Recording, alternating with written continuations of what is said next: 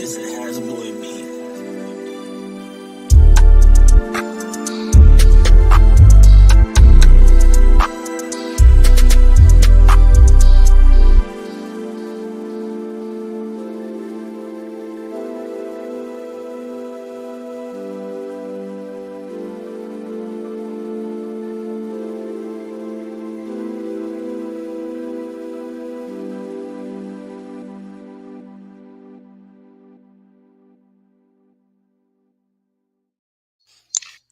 All right, y'all. Welcome back to another episode of the Wisemen Say Podcast.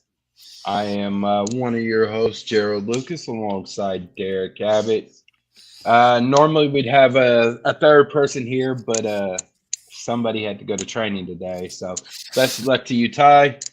Enjoy getting abused at work. Um, how you doing? Oh, I'm just doing fantastic. I've gone through all the range of emotions the past few days, one cycle of it. Now I'm going through the second cycle of it. But I'm going to try to remain positive for as long as possible, at least. As we talk about it more, I'm sure I'm just going to get to one of the stages of anger or whatever it may be. For now, I'm trying to be positive as possible. I mean, that's all we can hope for, right? Just Exactly. stay positive. There's a reason, people are in certain positions, because they're getting paid all the big money, and we're just sitting here like, huh, scratching our heads. So let's go ahead and jump into this. With the departure of Cucho now from Columbus over to Europe, is this a sign that MLS is finally getting some respect put on their name? Feels like it. I think, you wouldn't have seen. I know that, Atlanta's been doing this for a little bit now, and they've kind of, in my opinion, at least kind of led the way a little bit with this. But Columbus getting into the fold, some other players have departed the league here this past offseason. It feels like we're getting a lot of respect. I still don't know that I'm fully on board with us being a league that's kind of developmental or in the business of selling players and just revamping. But after this long, I should be at least used to that side of things. So we should take it as a sign of respect for the league and for our team that we've been able to develop somebody well enough that we were able to get them over to a bigger club and more notoriety. And hopefully Cucho is now able to make the World Cup. That would be very, very cool to be able to see him playing in the World Cup in 2026. So what you're saying, it's you feel like we're finally getting respect put on MLS's name, right? Yeah. All right. So does this type of deal happen without Messi? Ooh, good question. And not only Cucho though, but look at some of the other transfers out and the transfers in. Mm-hmm. Does that happen without Messi? I'd like to hope. I'd like to think so and hope so. I don't know. I've never really paid attention to globally what numbers are of more viewers of MLS. I often wonder if the Apple deal has expanded and helped more people watch the league, or at least we can only see it from our end. And, I think at times it does probably stifle it a tad bit, in my opinion. But from a more of a global perspective, if more people know that Messi's playing this league, they're probably paying more attention to it in one way or another. Casual fans, diehards. And I do think that inevitably, as much as, especially here in Columbus, it may annoy us at times that our little bubble, it doesn't feel like maybe Cucho was getting as much notoriety as a Messi from a league perspective.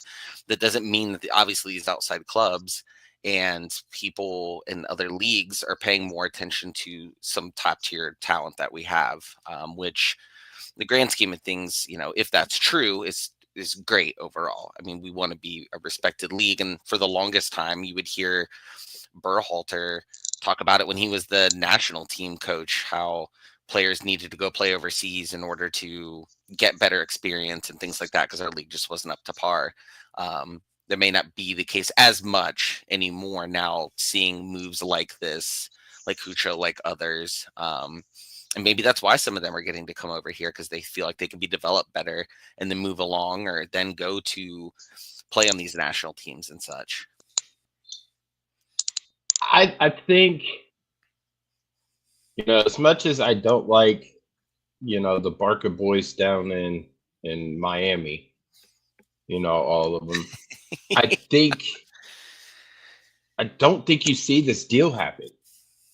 And I think that, people still look at MLS as like Jude said, better be a seller than a retirement team, right? Yeah, So 100%. I 100%. think without Messi, I don't think you see a lot of European players come over, and I don't think you see as many uh teams selling to Europe or South America or different teams. I don't think you see that without Messi. As much as he gets on my nerves, he's the Patrick Mahomes of MLS. Oh, that's such a good, that's such a He's good the analogy. Patrick Mahomes because you can't even touch Messi without picking up a foul. Mm-hmm. Same thing with Patrick Mahomes. You even breathe on him, and it's a 15-yard roughing the passer. But that's a different story for a different show. Uh, but I really don't think that you see some of these deals go through without having Messi here and signing, a 10-year deal with Apple, which is nationwide. I mean, it really does suck that you don't have um, your local broadcasters anymore. Mm-hmm. I mean, because Yeah. that was one of the fun things to watch on a local channel like Fox Sports Net or FS1 when it changed to that or Bally, Yeah. turning on and seeing Neil Sika and Jordan Angeli and Brett Hilbrand. Brett's a cool guy, being there on the sidelines, some of the stuff, he was able to report. And I've had a chance to talk with him, a couple times, and Neil's a great guy, and Jordan, she's done so much for the sport and also for women's sports, Yeah. women's soccer. So she's doing her thing, but I really think that, like I said, without Messi, you don't see these deals, Mm-hmm. right? And you don't see people, players from Europe coming over because it would be like you would only see them come out. All right, well, let me get a couple, maybe a year or two over here, and I'm gonna call it quits. Yeah. That's what we were for the longest time as a league. Um, as Jude said, a retirement team or a retirement league, really. And as cool as it was to see like Beckham come over and stuff like that, like, I don't know. It was a big deal to all of us, and I'm sure still international, it was a big deal. But after a year, people are kind of like, he's kind of on the tail end anyways. Who really, who's really going to continue to watch that when there's younger stars continually coming up?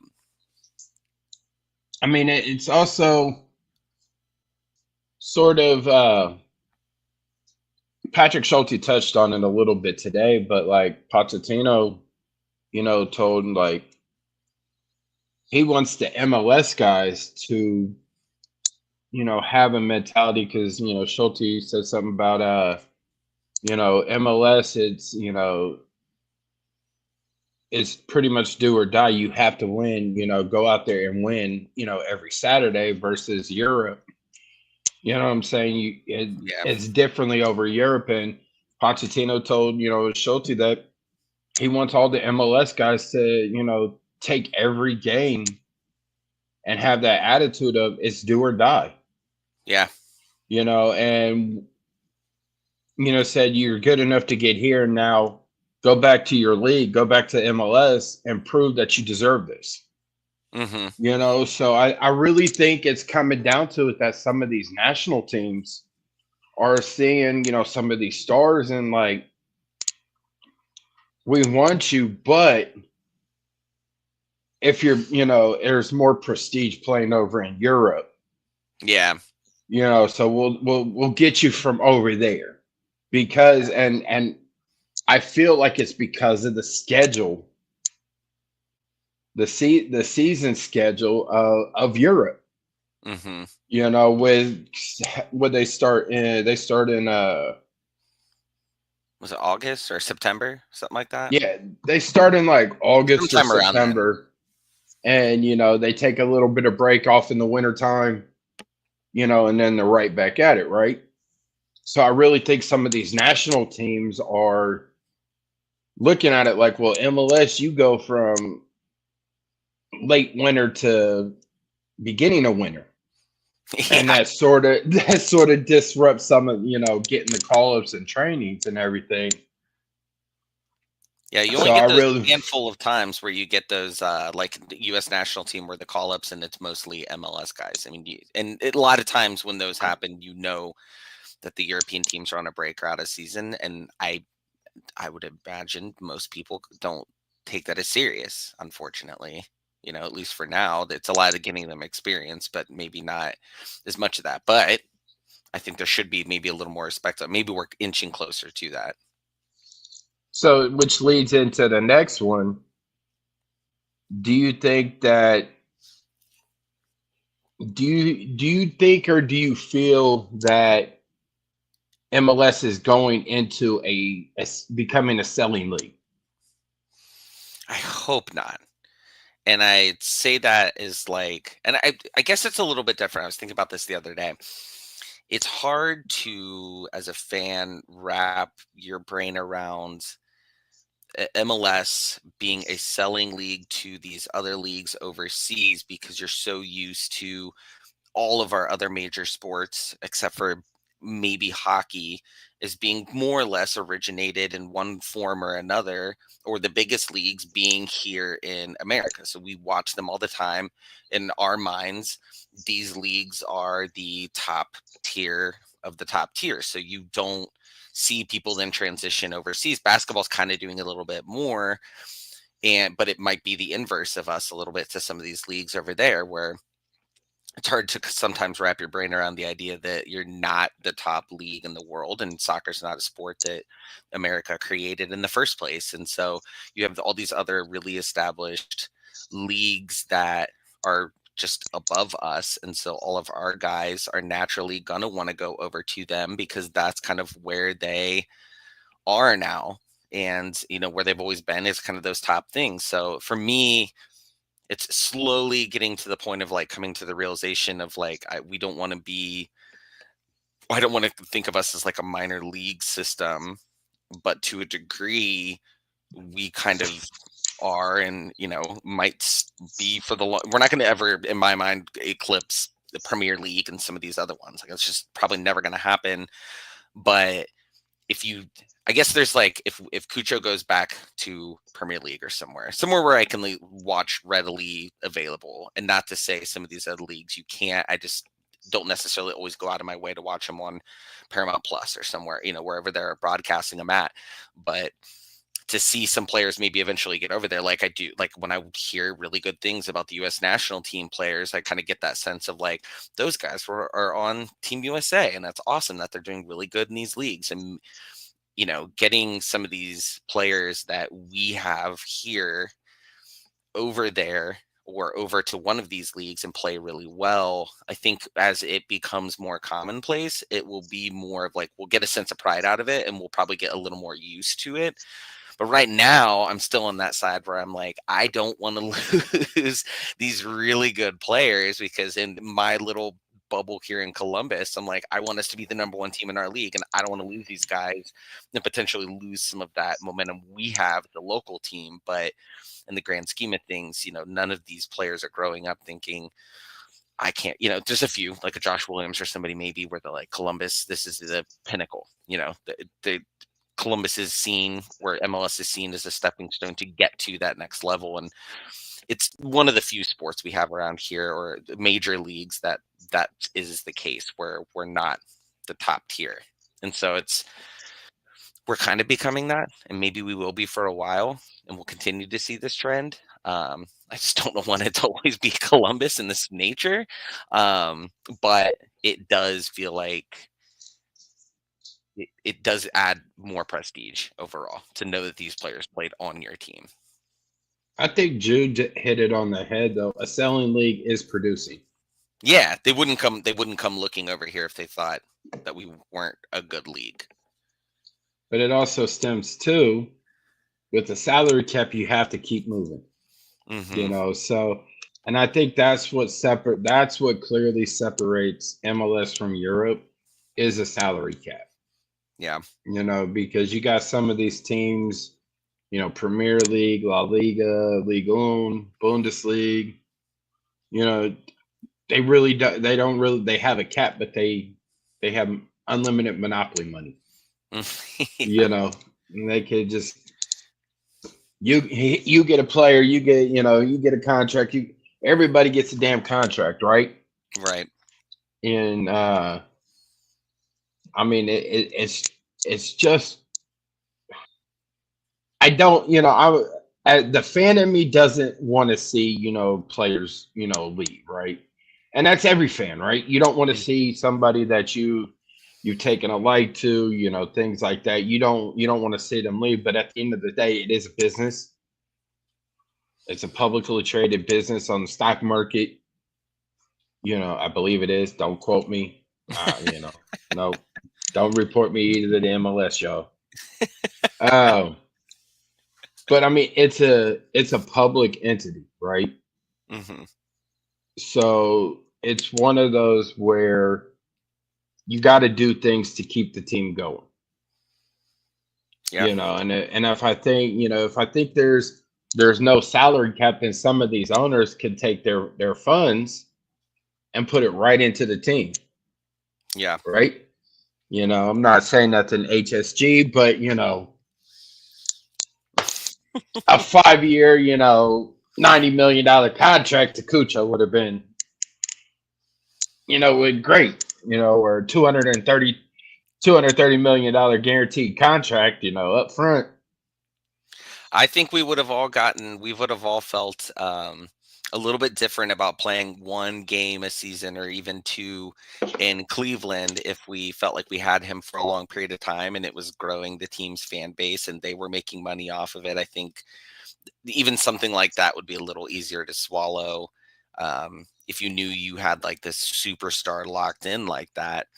And yeah, I mean, I would love to know what a league would look like where you had an NFL owner who was able to, and again, not knowing if they actually would do it or not, but if they had the ability to just dump money into this asset of theirs, this team, and see where they could really take things off at. And it feels like, for whatever reason, I think everyone can have their own opinion about it, but I feel like it would be nice to try it out as a league and see where that goes. Obviously, some teams are going to fall by the wayside, and maybe that inevitably pushes some owners out. The valuations just came out for teams, and I think for the most part, all of them were relatively higher up than they were a year ago. So, for some of those owners, that's a business for them too. It's just flipping the team for money overall. But like being able to put money into them would be really nice to see, and just overall that would help certainly elevate the league and the players you can get, and then them if we're still a selling league, seeing where they go from there. I mean, what you hit it, like, not only do it's a business for the GMs, it's a business for the owners. Like, how can we keep the team running? How can we do this? How can we do that? So I mean,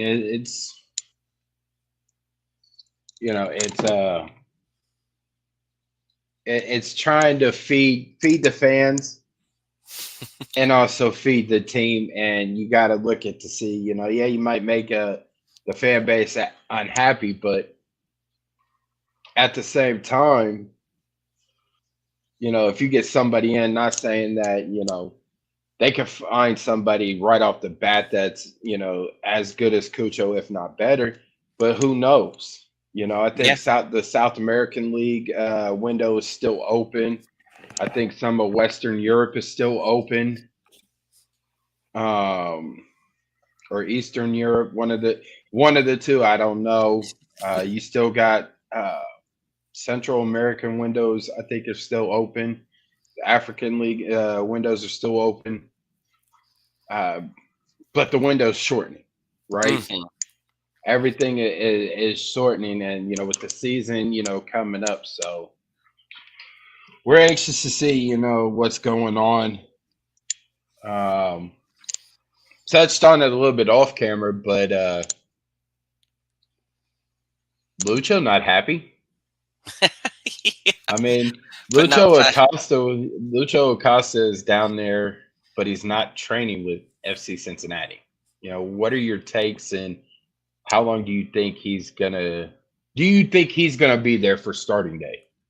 No, I definitely don't. I think if that were the case, they would have him training. I mean, if he's already down there, he's posting cryptic. I think it was Instagram photos of him doing training in a on a stationary bike in a room by himself. Um, Clearly, I mean, we just live in this day and age where if you're putting stuff up like that, typically, and we already know the circumstances going on behind the scenes to a degree, he's clearly not happy. And I think if he was, or they didn't have any intentions of doing something with him, he would be out there training, because we haven't heard anything about him not passing a physical or anything like that. Um, we've been hearing that there's like potentially money agreed upon in place between teams, but that doesn't mean, if the player doesn't agree to it, that also means that they may not actually have a deal at all. Just because the teams agree doesn't mean anything if the player has a contract and he doesn't agree to it. Yeah, it's hit or miss with them. To find out. We just have to wait and see what's going on. So, uh, Is he seems like, I could be totally off on this, but like, is he somebody that is spiteful, or does he have a history of maybe like holding grudges or things like that? Because to go into like theory land a little bit, like if the crew came a call in and said, hey, now I have to preface this by saying Cincinnati would actually have to agree to this, which I think would be a tough hill to climb to begin with. But is he somebody that would be like, I'm annoyed with you guys? Clearly, I think there was something that came out today. I didn't read the whole thing, but about how he pretty much vented about how the GM and the front office weren't willing to keep some players around that he thought were really good or friends with, whatever it may be. Is he maybe getting to that point where maybe Columbus makes an offer they can't refuse type scenario? I mean, it would be I was about to say it wouldn't be the craziest thing. It would be pretty crazy, but at the same time, if he's not happy and he's not like immediately agreeing to these deals that, enough people are reporting, it feels like there's something there with, a potential other team, then the longer it takes, the more you start to wonder. And I cannot imagine that fan base being thrilled about starting a season and he is in street clothes, or maybe not even at a stadium like that, but still on the team technically. That'd be wild. yeah, I mean, between him and also, Evander from Portland, he's not happy with ownership there, Hmm. and he let it be known, at the end of the season and things like that. But how how fitting would that be, or how crazy would that be if for some reason Crew fans went to sleep one night and woke up and Crew have signed Lucho Acosta and Evander. We're due You for it know, at this point. We've gone through a lot. If we could, we deserve a little bit of positivity, and that would certainly skyrocket the the emotions pretty high in a positive way at that point. So that would be. I would just say too that like between the two of them, obviously there's a little more rumblings about what might be going on with Lucho and like potential landing spots. But even Evander, I think that at least initially everyone kind of assumed that maybe the Lucho and Evander deals were kind of like tied together in terms of what would happen with those. But it does feel like the longer that those go on, and especially with Evander, you don't hear a lot of rumblings in terms of, and not to say obviously a lot of times online you get the silly season type stuff, or you hear about a lot of stuff. 9 times out of 10 doesn't happen, but you just don't hear a lot, and it usually feels Mhm. like when you don't hear a lot about something is when something totally out of left field ends up happening. We didn't hear anything about Cucho. Like we kind of assumed, maybe he would be gone in the summer transfer window. I don't think too many people assumed that he would be gone before the season started. Like that seemed, at least to me, really wild. Um, Christian, a little bit different of a case. It's surprising to see him go to another team in the league, but overall, I just think if those types of things can happen without a lot of, commotion about it beforehand, there's no reason to think. I mean, Columbus has done those types of things before. It wouldn't be the wildest thing, although it would be the wildest thing. All right, buddy. You ready to rip the Band-Aid off? Let's do it. All right. So, in Columbus Crew news, I'm gonna prepare all y'all. So go ahead, and get your tissues ready, and go and your favorite cry pillow. But the other day, the Columbus Crew sold Cucho to Real Betis for 16 million. That includes add-ons. You think it was a good deal or a bad deal? I've gone back and forth, and I actually was debating with my friend who I go to, or one of my friends that I go to all of the crew games with, and he very much is on the side of, it's a business. This is kind of what MLS is becoming in terms of selling players and, developmental league and those types of things, like we were just talking about. But the other part of me was like, didn't we get him for like 10 million, like in all amounts, and then to only get 6 out of it with how good he's been? That just like that. One of the first things, obviously, getting past the fact that he's not on the team anymore, which is just like brutal beyond belief, because we just didn't see it coming or assume it was happening right now. It feels like we should have gotten more. Now maybe, it was just the right time for them to strike, and we didn't maybe have as much leverage as you would in other situations, but I didn't love the deal. Now, you said that there might be add-ons. No, the 16 million includes all add-ons. Oh, crap. Okay. So that actually makes me feel a little worse about it, to be totally honest. The way I was like interpreting it was that we were going to get like future add-ons if he gets call-ups and that type of thing. But yeah, I don't know. My first thought is that I don't love it at all, to be honest. But if we reinvest that 6 million and get somebody who is either a known performer or somebody who, when you read the stats and you hear all the analysis, seems like somebody who's going to come in and can be developed and be, I'm not, Kucher's at a very high level. I don't want to act like somebody's going to come in and be him, but be really, really good and contributing a lot, then I will be totally down with it. Let's spend that 6 million. If we don't do anything, I'm going to be really upset.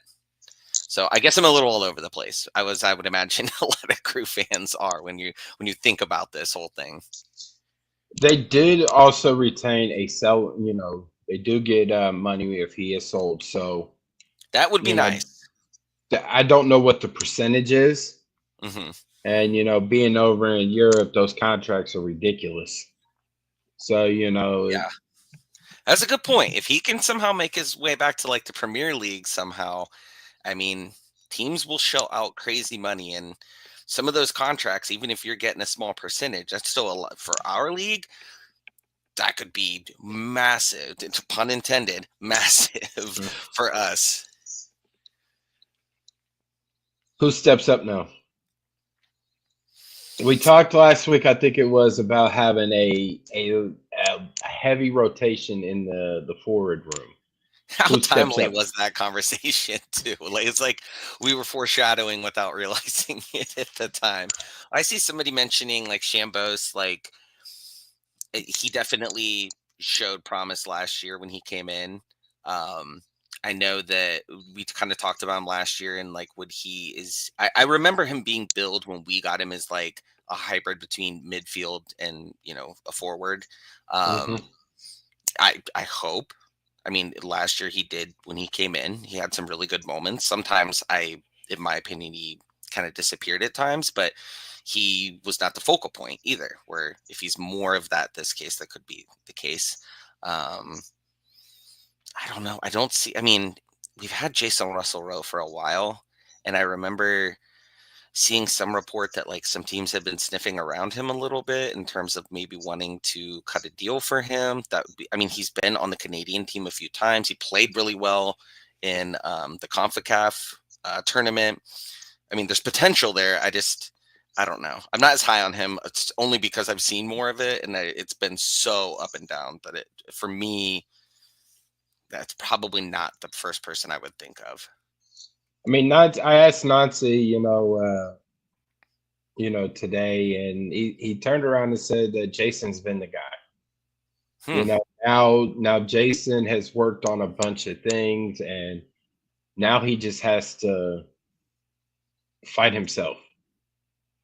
It's almost like, not necessarily he has to beat himself. So, he's like he has to play pretty much chess and checkers all at the same time, within himself. So, Mm-hmm. um, he's gotten some high praises though from Nazi, coming from, towards like the middle to the end of the year last year and in the off season. And, you know, he has the potential, but when you're not really getting, like the playing time, you don't really get Yeah. to develop, and you know, he started, he started a few games, he started more games in 24 than he did in 23, right? Mm-hmm. Albeit, that's due to injuries, call ups, suspensions, things like that. But he made the most out of it, right? So, I mean, it's going to be hard to replace, Cucho, Oh, in the that starting lineup. goal outputtage is just.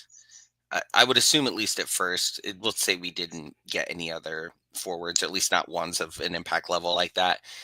y- At least to start off, I think it's gonna be a bit of a committee, and not. I mean, and frankly, as crew fans, we've seen that before, so it's not like we can't do well by having a committee. We were never certainly at the top of the table when that was happening, but we were still in playoff contentions and things like that. Um, but I would say if Nancy's in, openly praising him like that, I think Nancy certainly has gotten enough evidence behind his system and what he's been able to do here in a short amount of time that I have no choice but to you know believe what he's saying about him, even if I think the development side, and you raise a good point. I mean, if he is not playing all the time, we can't expect him to just show up and all of a sudden be some game wrecker. I mean, you do have to play.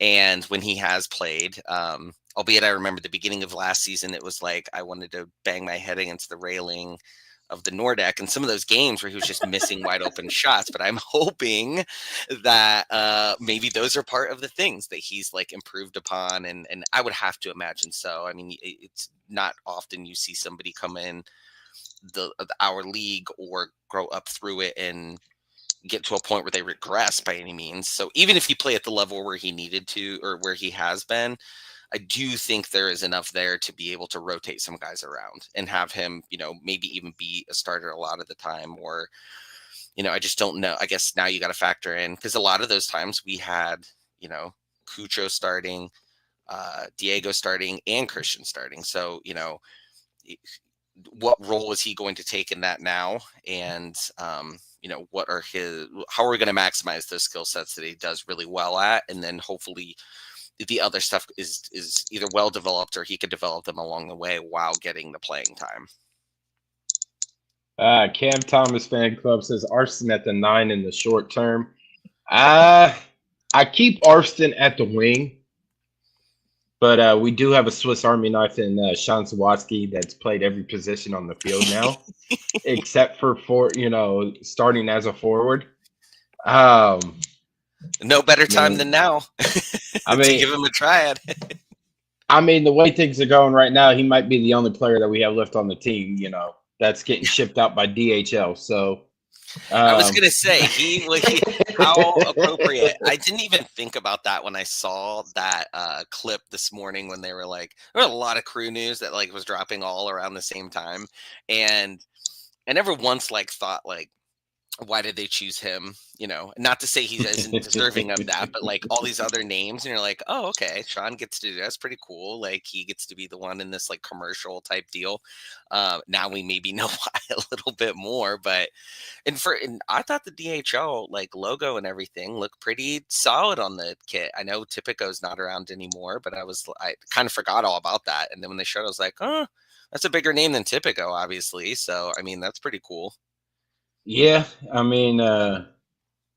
are they foreshadowing like he might be the next one shipped out? I At this point, mean, I'm not putting anything. I'm not even assuming anything other than possibilities like that. all right. So now that Columbus Crew, might as well call him a legend, because they need to build a statue of him when he finally retires. 100%. Now that Cucho's gone, what's your best memory? Ooh, that's such a good. I mean, I saw someone bring it up I don't know why I keep forgetting about it, because I think I was there for the game, but when they beat Cincinnati and then somebody threw the beer can at him and he caught it and started drinking it. I mean, there's the photo that like everybody's seen. Um, but I'm like, that was I mean, he's done so much amazing things that like from a tactical standpoint, there's obviously like countless things, but like when I think of like maybe like a lasting memory, that one quite honestly might fit up there. And now that I'm thinking back on it, I was definitely there, and we were really high up in the stands, and we still saw him do that, and we were like, whoa, wait, did he just like catch that beer can? Like that was just Hence, incredible to see. hence this shirt from Supporter Supply. I have it floating around here somewhere. Yes. The catch and chug T-shirt. So, Oh, it's so good. uh, I got too many memories, right? It's a little different for being up in the press box, Certainly. being able, and then afterwards, being in the locker room and the post game and everything. But I would have to say Cucho's first goal, He you came right on know, the scene. came in late into the game against Chicago, and Crew were down. I think either Crew were down or Crew were up. One of the Was two, I that the can't one where they remember. were in Chicago? Yeah, Okay, I and know he exactly came what you're in, I talking think, about. right around like the 75th, 80th minute, something like that. And bags one, and then Yeah. also gets a yellow card because he took his jersey off, and celebrating. But I mean, there's so many, that, and then I think Cucho also, when he scored, I forget what game it was, but he also threw his jersey in the Nordeca last year. Yes. So I Yeah, mean, yeah. it's one of those where you're gonna miss that. You're gonna miss it, but there's so many memories that that us as Crew fans have, uh, that we Oh, and can I think always that cherish. a part of me too is like, I don't know. Think back to like a lot of like how fortunate have we been for the past, I don't know, 10 years, let's say, of having like these just absolute all stars that when they leave, you're like, this guy's kind of like a legend. Like we keep just like finding it gives me confidence again, or gives me, the positive side here that I'm trying to have about like the next person is just going to be another one of these, people that are going to develop into this legendary person. But I almost feel like part of me now thinking back on it is like, I didn't know what I had until it's gone. Like he was so good, and it almost became such an expectation that I remember like betting on like being in the Nordic and like what quick parlay am I going to put together, and it was always like Cucho 2 goals like every time, and like of course he didn't score 2 goals every time, but like you knew the possibility was there every time. It became such an expected thing that he was so good at that, and I think that people are going to look back wildly, fondly of him, well beyond, the next year or two. And like I said, I hope he makes the Columbia national team and either starts or gets to play a lot. I mean, that team is going to be stacked, but gets to play a lot because, again, when he gets to play for that team and then seeing him, hopefully score a goal or something like that. Hopefully not against the United States, but different story. And but I will immediately think like this dude was on the crew. We got to see him like every single game for a few years, and it was amazing every single time he was on the pitch. So do you think now, honestly, with this move that, he finally gets a chance to get more minutes with the Colombian national team? I don't know. They kind of alluded to that. I think it was in Issa's Yep. article, or I forget if he did the article with Brianna, and they kind of mentioned that. And I saw like Twelman or somebody was mentioning it too, how that could have been a possibility of the Colombian national team bring that up. I hate you, Colombian national team, for doing that because that's why we don't have him most likely at this point. Which I was talking to you beforehand about how I was fully bought in on just like that Haslam Sports Group wasn't offering him the money or whatever after the past few weeks. I had been really bought onto that. I am now coming back down to reality of being like that probably wasn't necessarily fully, if at all, really the case. But I mean, he better get from a selfish crew fan perspective, he better be getting more minutes and more call-ups and getting to actually play when he is brought in there.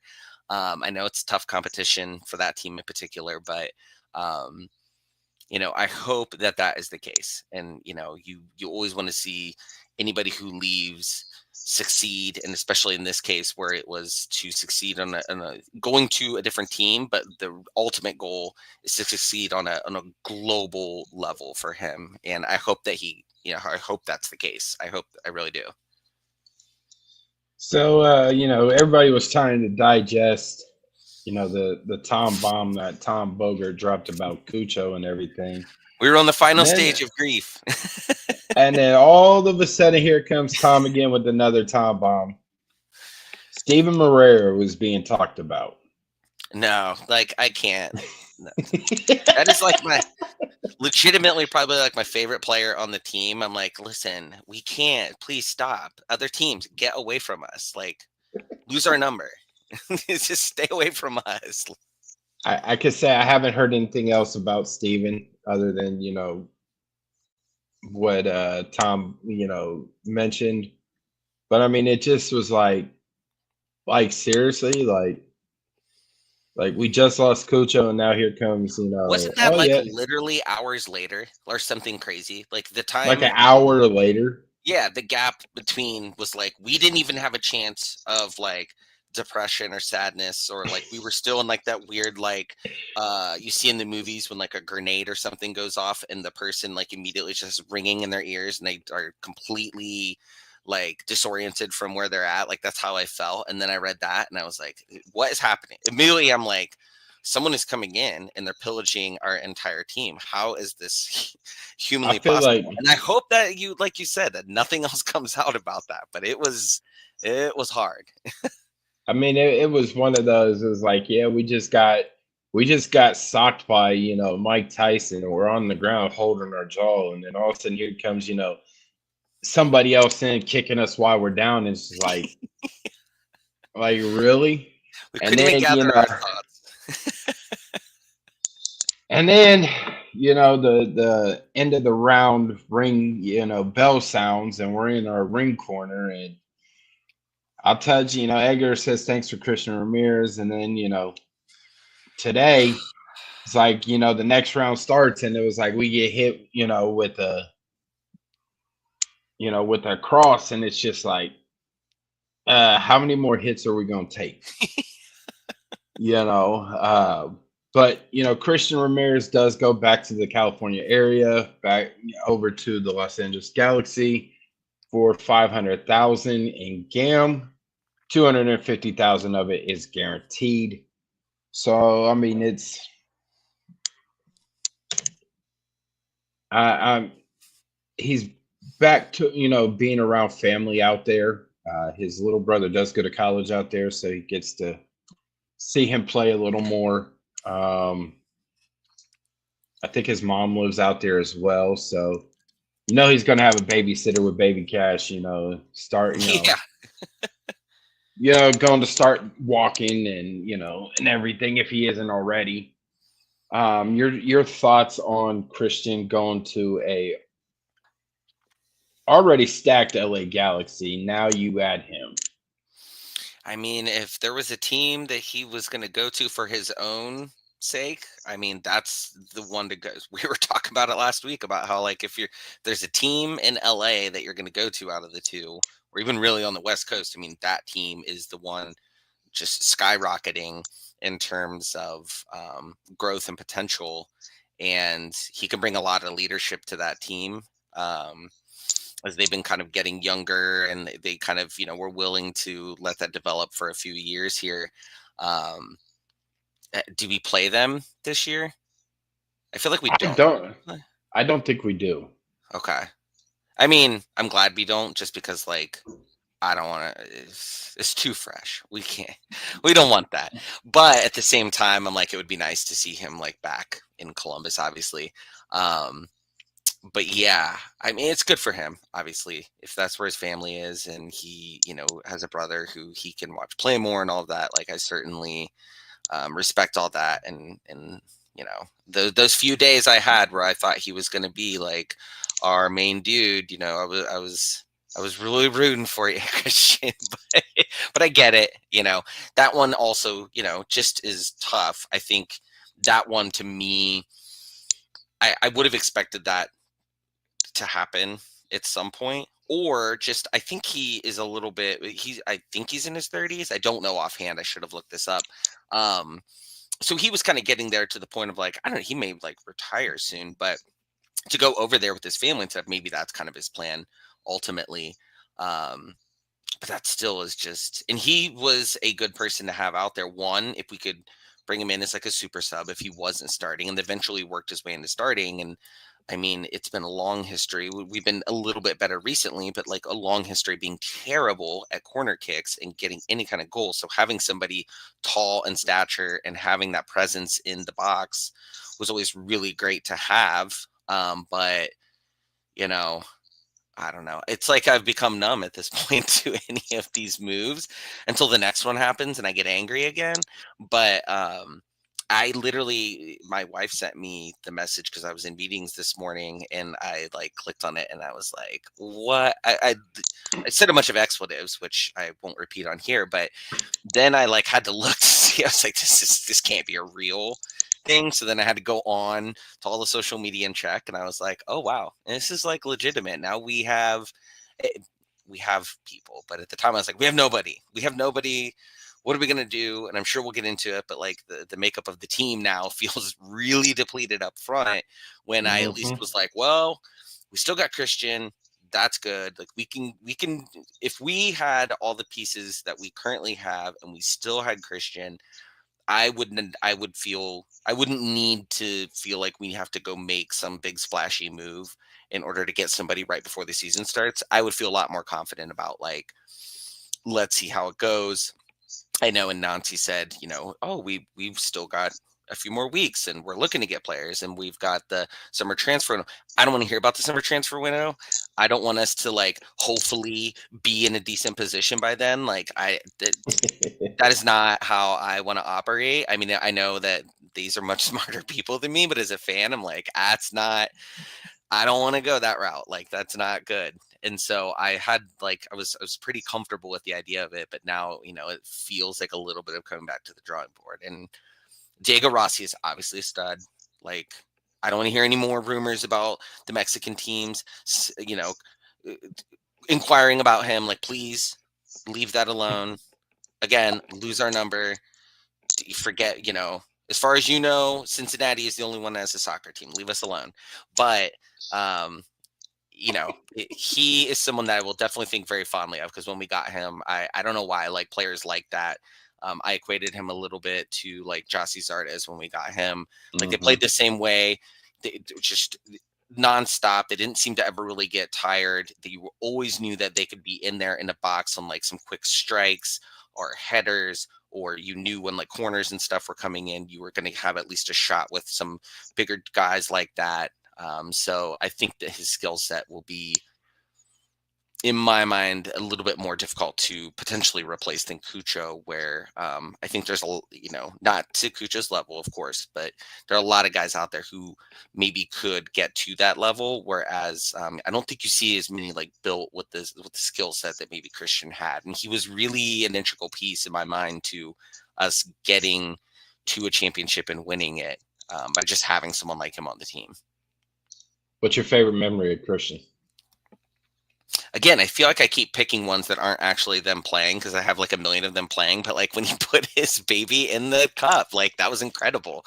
Who would think to do that? Like you don't really like, I guess there's like Stanley Cup where you could like, I haven't seen it. Maybe somebody's done it where they like put their baby in the cup or something. But like the fact that it was on the field and he did that like in the celebration was just like incredible to me. And like that's one of the things that'll just like I'll never forget. And these are all like more recent memories, of course, than like some of their earlier years with us. But still, like that's the first thing I would think of if you brought him up. So I'm about to say mine is from the 2023 Eastern Conference Finals, which I was down there at TQO up there in the press box, and I remember at halftime we were down 2-0, and like I looked at Tyler and I just was like, and I told him, I said, this is gonna be a long ride home. It felt bleak. It felt very bleak. Absolutely. And I closed my laptop. And I sat there with, my arms in my hoodie. And I just sat there just watching. Right? Just watching. Like I couldn't write. I couldn't, I couldn't even tweet. And that's how like something was wrong. Like I couldn't even put out some of my funny tweets. I just put it all away. You're just like I sat there and I'm just watching, and then all of a sudden Christian comes in and we get that own goal, and it was like, okay, it's 2-1. It's 2-1. Like, oh, here we go.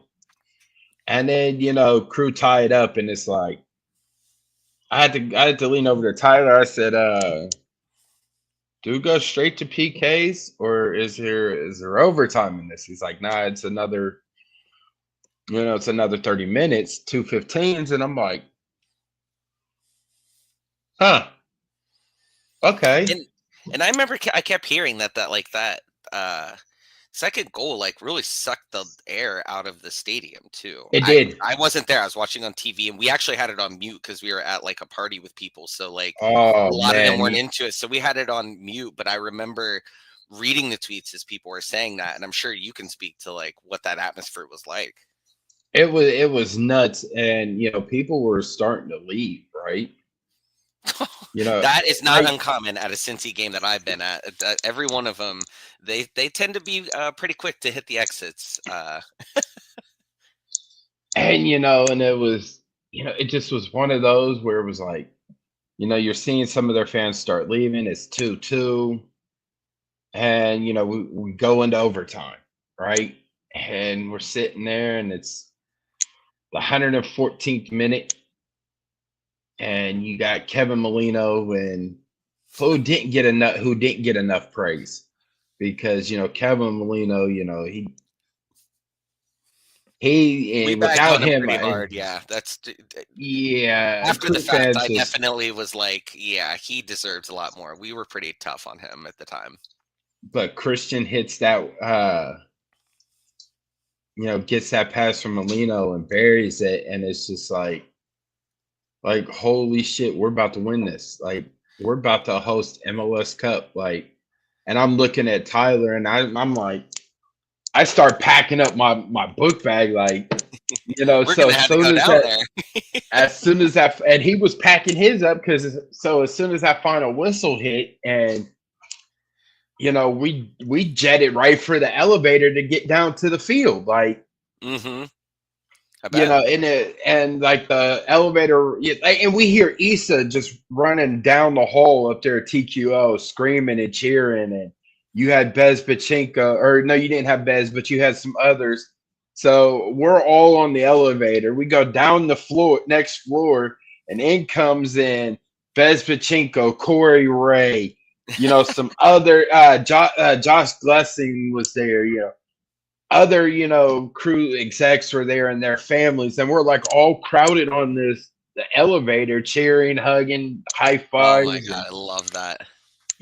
and somebody took a selfie with everybody, and I'm trying to turn away from the camera, but like I'm pinned as but it just was it was a beautiful moment, and that would be one of the moments that Oh you know my i gosh, yeah. I can remember, cherish of Christian. I almost You forgot guys, that he was the one who buried it because I remember watching that shot and thinking he was trying to like curve it in or something. Like I didn't even yep. see Christian like amongst the people like coming in there and just like being there at the exact perfect time to send that thing in.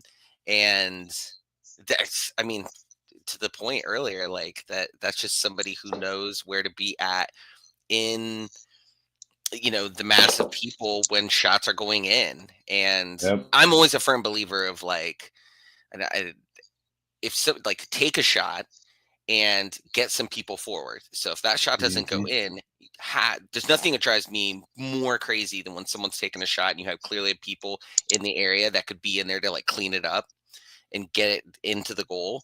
And he always had a knack for that. And I think, like you said, that honestly is probably the biggest one he had for us. I mean, is getting us there because it was just the perfect place, the perfect time against the perfect team. Um, and that's awesome. Like you got to go Yep. down and everyone's just going nuts in the elevator. That's so cool.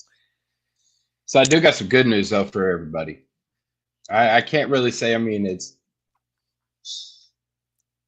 not good news like everybody's waiting for, but it's a positive note.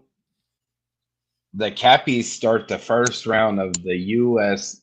The Lamar Hunt U.S. Open Cup. March 19th at 6 p.m. at lower.com. They take on the New York Renegades. That's a Wednesday, right? It's a Wednesday night. Okay. Um, it feels good to say at least there's one Columbus team in the Open Cup, and it's on a Wednesday. So I mean, it's like I don't know what the crowd's gonna be like, but I if thought I saw the everybody start time is like 6, right? It's 6 earlier. o'clock, Okay. yep, 6 o'clock, and it's one of those where you bring back a crew legend with Oh, I people, cannot wait. right? And so it's like you got him, but he also added to his staff Josh Williams. No way. Wait, what? Yeah, so Josh Williams is on the coaching staff for Crew Two. There are going to be a lot of the there's going to be a lot of the like diehard Nordic fans that are just going to go nuts over that. I did not know that. Was that Yeah, today? Patrick Murphy brought it out yesterday, and brought out, and he was catching all types of heat trying to compare Josh. People were saying he was comparing Josh Williams to Cucho. you know, it was something ridiculous. I had to, leave it around. But Josh Williams is on Peepa's staff with Crew too. So That you got is you got hilarious two, and awesome and everything all wrapped in one. That's just yeah. great. You got Josh, a man of the people, Oh yeah, and yeah. same way with Peepa, right? So I mean, all you Cappy fans, all you Nordeca, I'm talking to GCG bag, Black Flag, everybody come out, support the Cappies, I really think and that is going to get that. I think that will get more people there, honestly. Like, at least I don't know how many on average go to games necessarily, but I feel like even from a front office perspective, you got to hype that up because like you just said it now. It's like, get out of town. No way. Like I was already going to go and like watch their games regardless. But like those are the types of things that like we may not know all the players yet, or not, maybe one or two, but like those are the types of things that people are just gonna be like, this is awesome. We got to go watch. yeah, so I mean, it's gonna be fun, and to have them being in the Open Cup, they Oh, need all the fan support that they can get to help push them. mm-hmm. I who knows, they could be, hosting a U.S. Open Cup final. That would I be mean, fantastic. And we've the fan, they need to see that the fans actually believe and care for them, right? mhm. Because they do get some fans there at Historical Crew, but you bring in, like I said, you bring in people, and you got Josh on the staff now. Like, come on now, It's all y'all got get to out there and create. support the Cappies. Yes, 100%. And it's definitely a scenario that like we're obviously going to talk about week to week and hype up. And I hope that the front office, and I'm sure some of the groups that like make shirts and stuff are certainly going to be on top of making all kind of merchandise for them. Did they end up selling those jerseys last year? I remember they They showed them did. and that they did. They didn't. Who Supporter Supply? No, like the Crew official two? ones. Yeah. No, they didn't. SL Stall Bill is still being worked out with Next Pro. Hmm. Um, I would love for them to start selling, I Next Pro feel like that kits. would also get like the energy going. I'd buy one. I'd Yeah, buy so I any mean, kit, but hey, I need some Next Pro kits, but that'd be awesome. it's one of those things that in due time, right? Yeah, So that's awesome. That is good news. See that? Look at that. We're raising the positivity. One day at a time or one news cycle. I don't even know what the news cycle is anymore. We could get something in an hour from now and be like, "What the heck's going on again?" But for right now, this is a nice like you know bubble of yep. bliss that we have going on here with this news. Any final thoughts? Any final remarks? I'm still waiting for the new kit. If there was ever a time to drop the new kit, I don't. At this point, if there's one thing that can bring everybody together, it's like collective either and join. I mean, there's enough leaks out there. I'm sure people have seen them.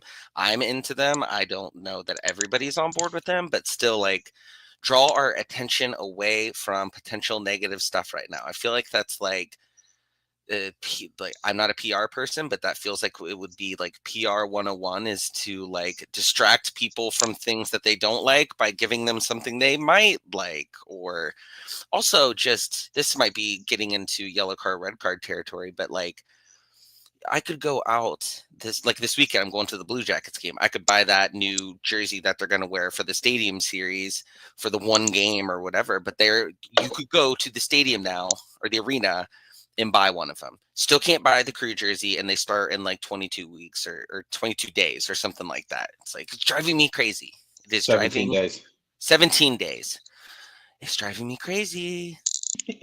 I'm already planning how I'm gonna have to like leave work at lunch and drive down there and get one, so I'm not doing it the day of the first game.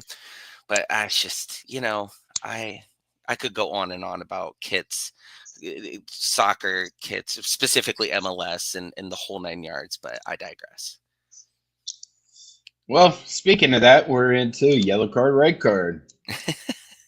So for folks, if you don't know what yellow card, red card is, yellow card is something that you can't stand, but you tolerate. Red card is something that you absolutely despise and wish that it would fall off the face of the earth or jump off of Mount Everest. Any yellow card, red cards? I gotta be totally honest with you. I had like a million of them between last week and this week, and I remember none of them. You know what? I'm gonna wrap it all into one. You know what? I have a red card for Tom Bogert and his reporting on anything crew related. I don't want to hear any more reports from him. I don't even care if it's positive. I want to hear it from anybody but him. Anytime he mentions the crew, it is just wildly negative. And at this point, and it's always one of our players leaving, and I don't hear anything from him about anybody coming to us or anything. That I'm tired of him. Tom does an amazing job. I actually love his stuff that he does, his work. Very good reporter, but he is in timeout. He is in the penalty box, red carded. He has to sit out the next week whenever it comes to the crew, and that is. I'm sorry, Tom. You're allowed to come back in a week. We will. We'll welcome you. Not with open arms. We'll welcome you back, though, because I still don't trust you until you give us good news. But I'm going to give him a red card and a yellow card. I don't have anything. Well, other than my yellow card is this Ohio weather. We go from cold to hot. So I ain't gonna say hot, but we go from cold to warm to cold and Oh my snowing, and then gosh. tomorrow is supposed to be in the 40s. I mean, somebody give Mother Nature here in Ohio a blunt and tell them to chill out. You know, Just relax. Yeah, it was what? On Monday, it was almost 60 or 60s. 60s. Everyone was like, I drove through the neighborhood. We got a few bars and stuff by the neighborhood that have like small patios full on a Monday night, which you don't usually see, especially if there's not like, one of the Yeah. AFC North football teams playing a Monday night football game or something. And then now when I was leaving work earlier today, people were like, oh, we're supposed to get freezing rain. I'm like, you have got to be kidding me. Freezing rain? What are we talking about here? Yep. It was We're due cold. It for a was snowing snow. earlier. I would not be surprised if it snows on Christmas. I'm not trying to put that out there and jinx us by any means, but like, you You're in know that they got timeout. the winter hats ready to give out to us. So it's just only a matter of time before the snow comes also. Well, they better come with scarves too. Shit. Oh, Uh, I have like 7 million of their.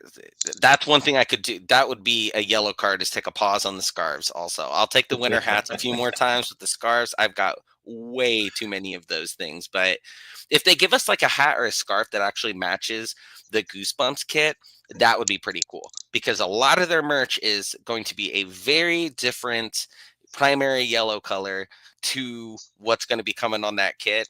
And it's just people are going to look a little weird out there wearing so many different colors of yellow, even though there already are. There's going to be a lot. And so maybe throw us a bone, give us something that matches that people may or may not end up liking at the end of the day. well, folks, it's been fun. It's been real. That's another episode in the books of the Wisemen Say Podcast. Next week, we should have our third amigo back in Ty Fisher, hopefully. Um, unless Top Golf decides to kidnap him. Uh, but yeah, it's always fun, talking crew soccer, even though it hurts sometimes. We're almost like we're gluttony for pain. We're just trying to Being laugh through the pain. It's like the meme of the girl who's like, I don't know if everyone has seen this, but she's standing on the picnic table at some like college house party or something outside, and she's like dancing but like bawling, crying at the same time. It's like kind of us. Like yeah. we're trying to have a good time, and yet we're still we're just taking it. So if you tuned in for the first time tonight, you could go to our YouTube channel, the Wisemen Say Podcast. So like and subscribe to it. Turn on the little bell notification so anytime we do go live, you can get that notification and come and hang with us. You can also find us on Twitter at Wiseman Pod or Wisemen Say Pod. I believe. Hold on. Yep, Wisemen Pod on Twitter. You can follow myself at Gerald underscore Lucas 96 on Twitter. Well, it's now X, so whatever the hell it is. Where can they find you at, Derek? At Funky Moses 17 on any of the socials, probably. I don't even know my social handles. On Twitter, it's Funky Moses 17. um, Stay tuned. We will have this up sometime this week. For you to listen wherever you get your podcasts: Apple, Spotify, Google, Amazon, iHeart. Yes, I did say Amazon. You did hear that right. Overcast. Oh, geez, where else the hell were we at? We'll have it uploaded to our YouTube channel so you could go back and watch it. You can find our link tree in our bio on Twitter. There is a supporters link there. If you would like to donate, you can donate. Every penny that is donated to the show goes right back to the show for when we do travel to give you guys the content you deserve for the crew when we go on road trips to, away games and everything. It's been fun. It's been real. I ain't gonna take Tyler's lines. So here at the Wisemen Say, as tradition goes, Derek, Wisemen Say. I don't even know the line. Oh man, how you not gonna know Wisemen Say? Damn. Hey, only fools rush in. Oh, yep. It's I been need to fun, pay. y'all. I need to pay mortgage. We'll see you guys next week. And I will steal this from Tyler. Stay hydrated. Kiss and hug your loved ones. And let's go, crew. Go See crew. y'all.